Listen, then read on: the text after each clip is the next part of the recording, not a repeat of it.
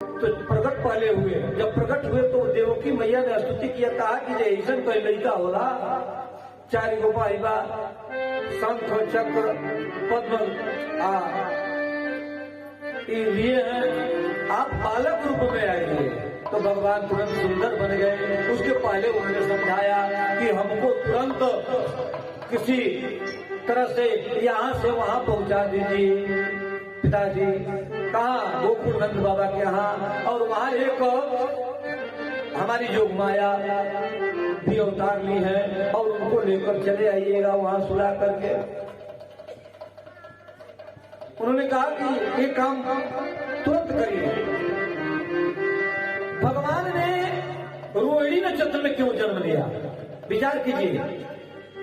आपने कथा में सुना कि भगवान ने चंद्रवंश में जन्म लिया, चंद्रमा को प्रसन्न करने के लिए, क्योंकि सूर्य वंश में वो आए थे। चंद्रमा की प्रिय पत्नी रोहिणी थी। रोहिणी नक्षत्र में इसलिए उन्होंने भगवान ने जो है कि जन्म लिया। बुध दिन को लोग खाली मानते, इसलिए बुध दिन चुना।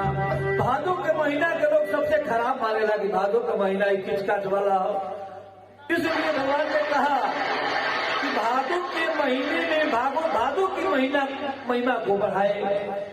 उसके बाद ऐसे करके भगवान ने सबकी महिमा को बढ़ाया। क्योंकि सूर्य वंश में जब भगवान आए थे तो सूर्य 1 महीना तक किसी को दर्शन नहीं देने दिया। चंद्रमा इंतजार में थे और 1 महीने तक सूर्य का रथ रुक गया, भगवान का दर्शन किया। इसलिए चंद्रमा को प्रसन्न करने के लिए कहा कि आपके वंश में भी आऊंगा और मैं रात में आऊंगा, सबसे पहले दर्शन मैं आपको दूंगा। तो चंद्रमा की महिमा को बढ़ाने के लिए भगवान भादो के कृष्ण पक्ष में आए, उसमें शुक्ल पक्ष में आए। अब भगवान का प्राकट्य हुआ। वसुदेव जी ने सुपा में लेकर के उनको और चले गए गोकुल। बीच में गए, जमुना जी जब पड़ी तो उस जमुना जी में वो जल बढ़ने लगा।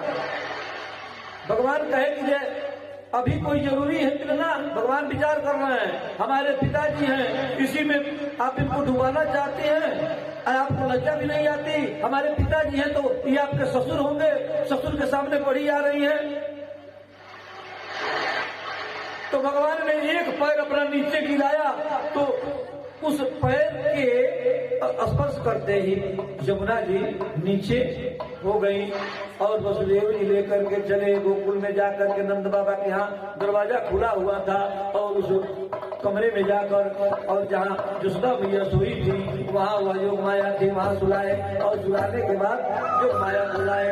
योग माया को जब लाए क्यों ही लाए, फाटक बंद, पहरेदार जाग गए और वह कन्या रोने लगी। हल्ला हो गया कि जो है देवकी को पूरा पुत्र हुआ है। कंस दौड़ा हुआ आया, देखा तो कन्या थी।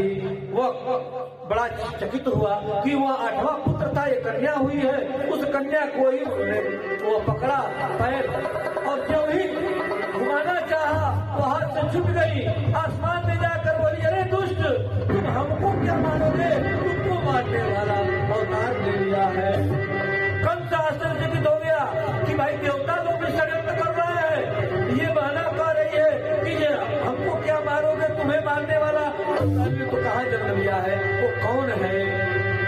तो ये वही योग माया विंध्याचल में जाकर के अष्टभुजा के रूप में उनका पूजा होता है। नंद गोप गृह जाता यशोदा गर्भ संभवा ततस्तौ नासी विंध्याचल निवास। बोलिए दुर्गा मैया की, बोलिए भगवती की। अब यहाँ पर जाकर के भगवान ने कहा जाइए, आज का खूब पूजन पाठ होगा और इधर